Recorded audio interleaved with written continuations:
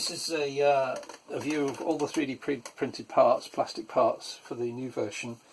To make it more professional looking, for something that you might make but at a reasonable price, I'm also using aluminium channel, which is used for cabinet work in motorhomes and RVs. It's got this nice finish and it's reasonably low priced. So I'm going to show you a sped up video now of the basic assembly. So we start with this base part.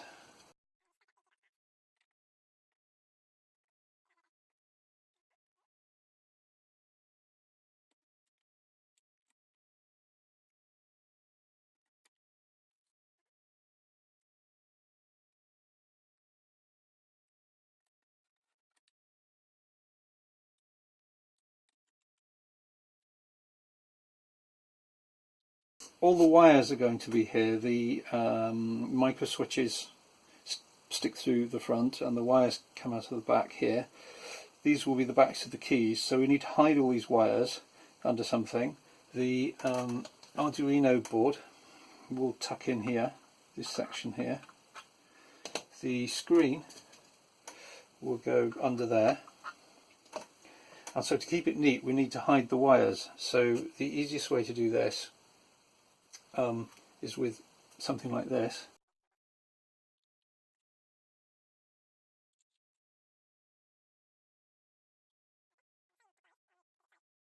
And the same applies on the opposite side.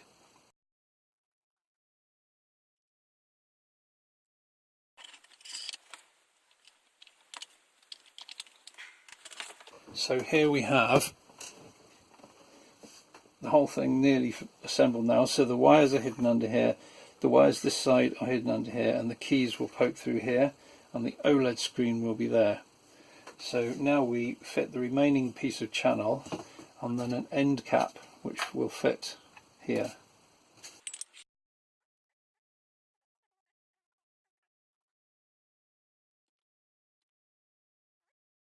So the remaining thing is to show you how the switches fit.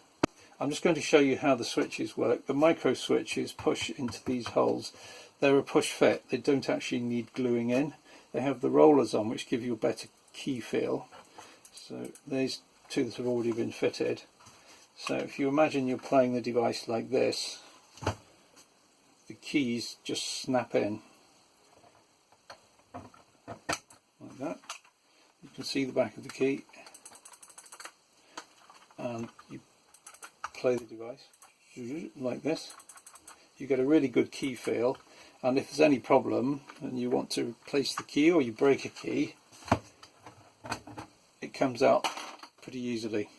The final piece of the design really is the handle. I'm not using a crank at the moment. This is really just the keybox simulator so you can learn to play tunes. You remember on the original version we had this kind of arrangement.